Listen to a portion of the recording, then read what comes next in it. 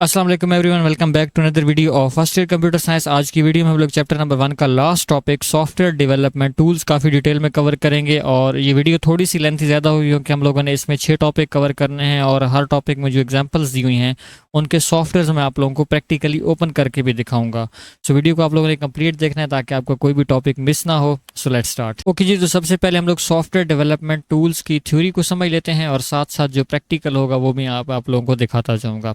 अब सबसे पहले सॉफ्टवेयर डेवलपमेंट टूल्स क्या हैं। सॉफ्टवेयर डेवलपमेंट टूल्स जो हैं वो ये एसेंशियल हैं, यानी ये ज़रूरी हैं। किस चीज़ के लिए ज़रूरी हैं? किसी भी प्रोग्राम को क्रिएट करने के लिए, उसकी टेस्टिंग के लिए, उसकी मेंटेनेंस के लिए। और ये किन चीज़ों की मेंटेनेंस, टेस्टिंग और क्रिएशन हो रही है? सॉफ्टवेयर एप्लीकेशंस की। और ये टूल डेवलपर्स को जो है वो हेल्प करते हैं किसी भी सॉफ्टवेयर के कोड राइट करने में, उसमें एरर्स को ढूंढने में, एरर्स को फिक्स करने में, और हमारे सॉफ्टवेयर के प्रोजेक्ट को एफिशिएंटली या इफेक्टिवली मैनेज करने में। ठीक है, तो ये बेसिकली असिस्ट कर रहे होते हैं सॉफ्टवेयर डेवलपर्स को। अब इसकी डेफिनेशन की बात की जाए तो सॉफ्टवेयर डेवलपमेंट टूल्स और प्रोग्राम्स और एप्लीकेशन, यानी ये कि कोई प्रोग्राम होंगे या कोई एप्लीकेशंस होंगी जो हमें असिस्ट करेंगी different stages of software creation में। यानी सॉफ्टवेयर क्रिएट करते वक्त हम डिफरेंट स्टेजेस में से पास ऑन करेंगे। जैसे हमने पहले भी कहा था, जो इस चैप्टर के स्टार्ट में हम लोगों ने SDLC पढ़ा था, तो वहाँ पे हमने ये चीज़ डिटेल में कवर की थी कि SDLC के जो है वो 7 फेजेस होते हैं। अब उन्हीं फेजेस में यहाँ पे डिफरेंट लोकेशंस पे हमें ये सॉफ्टवेयर डेवलपमेंट टूल्स क्या कर रहे होंगे? असिस्ट कर रहे होंगे। इनका यूज़ हम किसी भी सॉफ्टवेयर के कोड को राइट करने में, उसको एडिट करने में, उसकी टेस्टिंग के लिए, एरर्स को रिमूव करने के लिए और मैनेजिंग के लिए यूज़ करते हैं। ठीक है, और ये इंश्योर करते हैं कि हमारा सॉफ्टवेयर जो है वो ठीक तरीके से काम कर रहा हो और एफिशिएंटली और इफेक्टिवली जो है वो मैनेज हो रहा हो। अब ये जो सॉफ्टवेयर डेवलपमेंट टूल्स हैं ये डिफरेंट टाइप के हैं। सबसे पहले लैंग्वेज एडिटर्स हैं, फिर translator, debugger, IDE, online and offline computing platforms और सोर्स कोड रिपोजिटरीज हैं। वन बाय वन इन सबको डिस्कस करते हैं। सबसे पहले हैं जी लैंग्वेज एडिटर्स। लैंग्वेज एडिटर को हम लोग कोड एडिटर भी कहते हैं। ये ऐसे टूल होंगे जो डेवलपर को कहाँ पे हेल्प करेंगे? किसी भी प्रोग्राम को लिखने में और उसको एडिट करने में। किसी भी प्रोग्राम या सॉफ्टवेयर के कोड को लिखने या एडिट करने की में जो सॉफ्टवेयर हेल्प करेगा उसको हम क्या कहेंगे? लैंग्वेज एडिटर कहेंगे।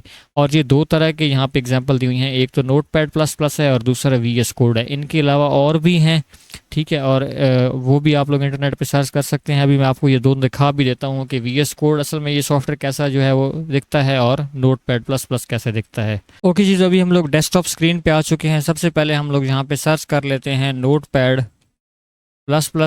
ठीक है, तो ये सॉफ्टवेयर मैंने ऑलरेडी जो है उसको इंस्टॉल किया हुआ है। ये Notepad++ है, इसके अंदर हम कोड लिख सकते हैं किसी भी लैंग्वेज का और उसको जो है हम यहाँ पे एडिट वगैरह भी और कर सकते हैं। ठीक है, तो इसके अंदर भी डिफरेंट टूल्स मौजूद हैं। इस कोड को मैं यहाँ से कॉपी कर लेता हूँ। एक दूसरा सॉफ्टवेयर की एग्जांपल थी VS कोड की, तो वो भी मैंने ऑलरेडी डाउनलोड किया हुआ है। मैं आपको वो भी दिखा देता हूँ। ये जो है सॉफ्टवेयर ऐसा दिखता है, अभी ये लोड हो रहा है। ठीक है, इसके अंदर भी आप लोग कोड लिख सकते हैं। ठीक है, जैसे यहाँ पे फाइल्स बनाई जाती हैं, लेफ्ट साइड पे जो है वो इसके फाइल मैनेजर होता है, ये फाइल एक्सप्लोरर होता है। Ctrl+N प्रेस करेंगे तो न्यू फाइल क्रिएट हो जाएगी और यहाँ पे हम अपना कोड वगैरह लिख सकते हैं। फिर इसमें भी डिफरेंट टूल्स हैं, एक्सटेंशंस हैं, ठीक है, जिनका यूज़ करके हम अपने कोड को जो है वो आगे सेट भी कर सकते हैं। या उसमें डिफरेंट जगह पे हमें ये हेल्प आउट कर रहा होता है। सो आई होप आप लोगों को ये समझ आ चुके होंगे। अब Notepad++ और VS कोड के अलावा भी बहुत सारे लैंग्वेज एडिटर्स हैं जो कि आप इंटरनेट पे जाके सर्च कर सकते हैं कि कौन कौन से और लैंग्वेज एडिटर्स हैं, और आपने सर्च करके कॉमेंट सेक्शन में जो है वो मुझे लाजमी बताना है। नेक्स्ट हमने पढ़ने हैं जी लैंग्वेज ट्रांसलेटर्स। ठीक है, ये ऐसे सॉफ्टवेयर होंगे जो कि प्रोग्राम एक लैंग्वेज में, एक प्रोग्रामिंग लिखे लैंग्वेज में लिखे गए प्रोग्राम को कन्वर्ट करेंगे एक ऐसी लैंग्वेज में जो कि कंप्यूटर समझ पाए। अब कंप्यूटर कौन सी लैंग्वेज समझता है? कंप्यूटर समझता है बाइनरी लैंग्वेज, 0 और 1 वाली लैंग्वेज। ठीक है, और जो हमने कोड लिखा होता है हमने तो इंग्लिश में लिखा होता है। ठीक है, ऐसे ही है। अब हमने जब कोड इंग्लिश में लिखा हुआ है तो कोई ना कोई चीज़ होनी चाहिए जो इसको 0 1 में कन्वर्ट करेगी। उसके लिए हम किसका यूज़ करते हैं? ट्रांसलेटर का यूज़ करते हैं। ट्रांसलेटर का काम क्या होता है? एक प्रोग्राम जो कि हमारी लैंग्वेज में लिखा गया है उसको किस में कन्वर्ट कर देना? 0 और 1 की फॉर्म में। अब जो हमारी लैंग्वेज है, जो हम ह्यूमंस अंडरस्टैंड कर पाएँ, इसको हम कहते होते हैं हाई लेवल लैंग्वेज। और जो कंप्यूटर समझ पाता है इसको हम लोग कहते हैं लो लेवल लैंग्वेज। तो लैंग्वेज ट्रांसलेटर का बेसिकली काम होता है हाई लेवल लैंग्वेज को कहाँ कन्वर्ट करना? लो लेवल लैंग्वेज में कन्वर्ट करना। ठीक है, या इसको मशीन लैंग्वेज भी कहा जाता है। अब ये दो तरह के होते हैं, एक होते हैं इंटरप्रीटर और एक होते हैं कंपाइलर। ये ट्रांसलेटर्स दो तरह के होते हैं। इंटरप्रेटर क्या करेगा, आपके कोड में 100 लाइनें हैं, एक एक लाइन को इकट्ठा जो है वो एक एक लाइन पढ़ता जाएगा, उसको 0 1 में कन्वर्ट करता जाएगा। ठीक है।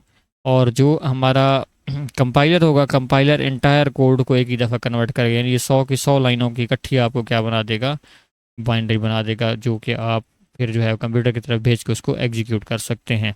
ठीक है। तो इसमें एक तो आपने इसकी डेफिनेशन याद कर लेनी है, उसके बाद इंटरप्रीटर और कंपाइलर के बारे में सिर्फ यही पता हो कि interpreter line by line convert करता है और कंपाइलर क्या करता है, इंटायर कोड को कन्वर्ट करता है। साथ ही आप हाँ याद कर लीजिएगा कि इंटरप्रीटर के थ्रू हम पाइथन को जो है वो चलाते हैं, और जो हमारी कंपाइलर के थ्रू कन्वर्ट होने वाली लैंग्वेज हैं वो हैं सी या C++। ठीक है। तो इतना ही इसमें काफ़ी होगा। उसके बाद डिबगर, डिबगर भी एक सॉफ्टवेयर ही होते हैं। ठीक है। और इनके थ्रू हम जो है वो अपने सॉफ्टवेयर में अगर कोई एरर आ गया है तो उसको फिक्स कर सकते हैं। डिबगिंग और टेस्टिंग वाली वीडियो में भी मैंने आप लोगों को डिबगिंग और डिबगर्स के बारे में डिटेल में पढ़ाया था। इनका जो है वो एक ही पर्पज़ होता है कि डेवलपर्स को अपने कोड टेस्ट करने में हेल्प की जाए। ठीक है। और वो जल्दी से आइडेंटिफाई कर पाएँ कि एरर कहाँ पे आ रहे हैं। ठीक है। अब ये डिफरेंट टाइप के डिबगर्स हैं, जैसे GBN एक डिबगर है जो कि C या C++ के लिए यूज़ होता है। इसी तरीके से विजुअल स्टूडियो जो भी मैंने आपको VS कोड दिखाया था, उसके अंदर पहले से एक डिबगर अटैच्ड होता है, इंटीग्रेटेड होता है। तो ये डिबगर डिफरेंट टाइप के सॉफ्टवेयर होते हैं, इनका काम सिर्फ ये होता है कि एरर्स रिमूव करके हमें शो करवा देना। अब उसके बाद IDEs हैं। IDEs कंप्लीट सॉफ्टवेयर होते हैं, यानी इसमें क्या होंगे, जितने भी सॉफ्टवेयर को एडिट करने में, कंपाइलिंग, डिबगिंग, जो भी हमने पीछे चीज़ें पढ़ी हैं, ये सारी चीज़ें अगर आप एक ही सॉफ्टवेयर में ऐड कर देंगे तो आपका वो क्या बन जाएगा, IDE, इंटीग्रेटेड डेवलपमेंट एनवायरनमेंट। यानी डेवलपमेंट करते वक्त जितने भी टूल्स आप यूज़ करते हैं, अगर आप उन सब को इकट्ठा इंटीग्रेट कर दें, उन सब को एक ही जगह पे ले आएँ, तो आपका क्या बन जाएगा, IDE। ये कम्प्रिहेंसिव सॉफ्टवेयर होते हैं, यानी कंप्लीट सॉफ्टवेयर होते हैं, जो प्रोवाइड करेगा तमाम सॉफ्टवेयर डेवलपमेंट टूल्स एक ही जगह पे। ठीक है। इसमें बहुत सारे टूल होते हैं, जैसे एडिटर हो गए, कंपाइलर या ट्रांसलेटर्स हो गए, डिबगर भी यहीं पे होंगे, और वर्जन कंट्रोल सिस्टम्स भी इसी में होंगे। ठीक है। तो इसके थ्रू हमारा डेवलपमेंट प्रोसेस एक तो स्ट्रीमलाइन हो जाता है, और IDE हमें जो है वो एक इंटरफेस ऐसा प्रोवाइड करता है जिसमें हम लोग राइटिंग, टेस्टिंग और डिबगिंग एफिशिएंटली कर सकते हैं, यानी ये हमें एक बेहतर जो है वो इंटरफेस प्रोवाइड कर रहा होता है। विजुअल स्टूडियो जो भी मैंने आपको दिखाया था वो एक IDE भी है, मैंने आपको वहाँ पे दिखाया था, ऊपर बहुत सारे टूल्स मौजूद थे। ठीक है। तो वो टूल्स इन्हीं चीज़ों के लिए यूज़ होते हैं। सेम विजुअल स्टूडियो की तरह एक पाई चार्म भी जो है वो IDE है। आप इंटरनेट पे जाके सर्च कर सकते हैं कि पाई चार्म का यूज़र इंटरफेस कैसा है। उसके बाद online and offline computing platforms. अच्छा, जब आप प्रोग्राम लिख रहे होते हैं तो उसके लिए आपके पास कुछ ऑफलाइन प्लेटफॉर्म्स हैं, कुछ ऑनलाइन प्लेटफॉर्म्स हैं, जहाँ पे अपने कोड को लिख सकते हैं, उसको चला सकते हैं और अपने कोड को टेस्ट कर सकते हैं। ऑनलाइन प्लेटफॉर्म्स हमारी वेबसाइट्स हैं, जहाँ पे हम लोग जो है वो कोड की टेस्टिंग करेंगे। ऑफलाइन प्लेटफॉर्म्स हमारे लोकल सॉफ्टवेयर होंगे जो हम अपने कंप्यूटर पे इंस्टॉल किए होते हैं।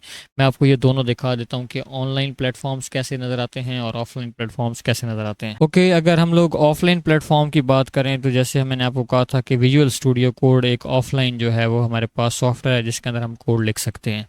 ठीक है। ये कोड लिखा जाता है, फिर यहाँ पे इसमें एक्सटेंशंस का बार होता है, हम डिफरेंट एक्सटेंशंस यहाँ पे इंस्टॉल करते हैं जो कि हमारे इस कोड को आगे बाइनरी फॉर्म में कन्वर्ट करती हैं और फिर हम इस कोड को रन कर पाते हैं। एक तो ये मेथड होता है कोड को चलाने का। दूसरा तरीका ये है कि आप ऑनलाइन जो है वो सॉफ्टवेयर यूज़ करें। ऑनलाइन के लिए क्या करेंगे, आप गूगल पे आएँ, यहाँ पे आके सर्च करें ऑनलाइन पाइथन कंपाइलर, तो ये आपको प्रोग्राम इस एक वेबसाइट मिलेगी। इसमें आपको जो है वो इंटरप्रेटर मिल जाएगा पाइथन के लिए। और भी डिफरेंट लैंग्वेजेज यहाँ पे लेफ्ट साइड पे यूज़ हो शो हो रही हैं, आप जो मर्ज़ी से यहाँ पे यूज़ कर लें। जैसे अभी हमने पाइथन सेलेक्ट की हुई है, तो हमें पाइथन के लिए जो है यहाँ पे कंपाइलर नज़र आ रहा है, जिसमें हम लोग एक नॉर्मल सा प्रोग्राम जो है वो हेलो वर्ल्ड प्रिंट करवाने का शो भी कर लेते हैं। मैं रन पे क्लिक करूँगा तो मुझे यहाँ पे आउटपुट शो हो जाएगी। ठीक है। तो ये मेरा कौन सा सॉफ्टवेयर है, ऑनलाइन, और ये जो VS कोड है ये क्या हो गया, ऑफलाइन हो गया। सो आई होप आप लोगों को ऑनलाइन प्लेटफॉर्म्स और ऑफलाइन प्लेटफॉर्म्स की जो है वो समझ आ गई होगी। ऑनलाइन प्लेटफॉर्म्स के लिए इंटरनेट का होना ज़रूरी है, ऑफलाइन प्लेटफॉर्म्स के लिए इंटरनेट ना भी हो तो काम चल जाएगा। लास्ट टॉपिक है हमारा इस चैप्टर का, सोर्स कोड रिपोजिटरीज। अच्छा, अब सोर्स कोड रिपोजिटरीज क्या होती हैं, ये सेंट्रलाइज्ड लोकेशंस होंगी, एक ऐसा प्लेटफॉर्म होगा जिसमें बहुत सारे डेवलपर एक ही जगह पे अपने कोड को स्टोर कर पाएंगे, उसको मैनेज कर पाएंगे, और उसमें कोई भी चेंजेस होंगे तो वो ट्रैक कर पाएंगे। ठीक है। अब कैसे, फॉर एग्जांपल आपके 3 डेवलपर सेम ही कोड पे काम कर रहे हैं, तो वो क्या करेंगे, उस कोड को सोर्स कोड रिपोजिटरी बना के हर डेवलपर क्या करेगा, अपना कोड उस रिपोजिटरी में पुश करता जाएगा। ठीक है। हर हर डेवलपर का कोड वहीं पे आ चुका है, तो वो एक दूसरे का कोड जब देख के अपनी डेवलपिंग कर रहे होंगे, उनको इसमें हेल्प आउट हो रही होगी। इसमें डिफरेंट टाइप के जो है वो सॉफ्टवेयर हैं, जैसे गिटहब हो गया, बिटबकेट हो गया, मैं आपको गिटहब अभी दिखाता भी हूँ। ठीक है, और ये क्या करेंगे, वर्जन कंट्रोल में हमें हेल्प करती हैं। इसमें इसका मतलब ये होता है कि हमारे मल्टीपल डेवलपर जो है वो सेम प्रोजेक्ट के ऊपर काम करते हैं विदाउट एनी कन्फ्लिक्ट। अब यही होता अगर अलग-अलग काम यहाँ पे कर रहे होते, तो इस बंदे को तो ना पता होता कि ये वाला बंदा कौन सा काम कर रहा है। सेम यहाँ पे अगर कोई काम चल रहा होता तो इस बंदे को ये भी ना पता होता कि यहाँ पे कौन सा काम हो रहा है, इवन कि इसको भी ना पता होता कि यहाँ पे कौन सा काम हो रहा है, तो उनमें कन्फ्लिक्ट आ सकता था। उस कन्फ्लिक्ट को दूर करने के लिए हम किन चीज़ों का यूज़ कर रहे होते हैं, सोर्स कोड रिपोजिटरीज का यूज़ कर रहे होते हैं। मैं आप लोगों का भी रिपोजिटरी में गिटहब जो है वो एक दिखा भी देता हूँ। अच्छा, गिटहब के लिए आपने सिंपली क्या करना है, आप गूगल पे आ जाएं और यहाँ पे आके आपने सर्च करना है गिटहब प्रोजेक्ट्स। तो आपको ये जो सेकंड जो है यहाँ पे प्रोजेक्ट लिस्ट वाला एक आइकन में लिंक मिलेगा, इसके ऊपर आपने क्लिक कर लेना है। ठीक है, और इसके बाद आपके सामने ये डिफरेंट जो है वो प्रोजेक्ट्स की लिस्ट आ रही होगी। यहाँ पे आप किसी भी बंदे का जो है वो प्रोजेक्ट्स ओपन कर सकते हैं। जैसे मैं यहाँ पे इसके प्रोजेक्ट ओपन करता हूँ तो ये देखें इसके प्रोजेक्ट शो हो रहे हैं। अब इसका एक प्रोजेक्ट ओपन करते हैं, मैं आपको यहाँ पे कोड दिखा देता हूँ कि कैसे। अब ये बंदा कहीं भी बैठा है, मैं इसको जानता भी नहीं हूँ, लेकिन इसका कोड मैं यहाँ से देख सकता हूँ। इसी तरीके से आप भी देख सकते हैं। तो ये सारा गिटहब क्या हो गया, एक सेंट्रलाइज लोकेशन हो गई जहाँ से हम सारे मिलके कोड देख रहे हैं। तो यहाँ पे आप जावा में आ जाएं, ठीक है, यहाँ सोर्स फोल्डर में आ जाएं, मेन फोल्डर में आ जाएं। उसके बाद यहाँ पे आपको ये देखें जी, ये सॉफ्टवेयर में इसका जो कोड है आपको यहाँ पे मिल रहा है। अब आप यहाँ चेंजिंग करने की कोशिश करेंगे तो कहता है code view is read only, यानी अभी सिर्फ इसको हमने रीड ओनली पे लगे हुए, हम सिर्फ इसको रीड कर सकते हैं, इसको चेंज नहीं कर सकते। यही रिपोजिटरी हम खुद क्रिएट करके एक दूसरे के साथ शेयर करके और वहाँ पे हम लोग एडिटिंग अलाउ करके तो सारे मिलके भी एक ही जगह पे कोड कर सकते हैं। सो आई होप आप लोगों को ये तमाम जो है वो टॉपिक्स अच्छे से समझ आ गए होंगे। अगर आप लोगों का सॉफ्टवेयर डेवलपमेंट के रिलेटेड कोई भी क्वेश्चन है तो आप कमेंट सेक्शन में पूछ सकते हैं। वीडियो अगर आप लोगों को सॉफ्टवेयर डेवलपमेंट टूल्स के रिलेटेड अच्छी लगी हो तो वीडियो को लाइक और चैनल को सब्सक्राइब करना ना भूलिएगा। इंशाल्लाह नेक्स्ट वीडियोस में हम लोग चैप्टर नंबर 2 स्टार्ट करने लगे हैं, और चैप्टर नंबर 2 की वीडियोस आपने काफ़ी डिटेल में जो है वो समझने की कोशिश करनी है, क्योंकि मैं इनकी एक तो प्रैक्टिकल इम्प्लीमेंटेशन भी कराऊंगा कोड की, और जो टॉपिक इस बुक में मिसिंग हैं मैं साथ वो भी ऐड करूंगा, ताकि आपको सारा का सारा कोड जो है वो समझने में आसानी हो। सो इंशाल्लाह मिलेंगे नेक्स्ट चैप्टर के साथ एक नए टॉपिक में। तब तक के लिए अल्लाह हाफिज़।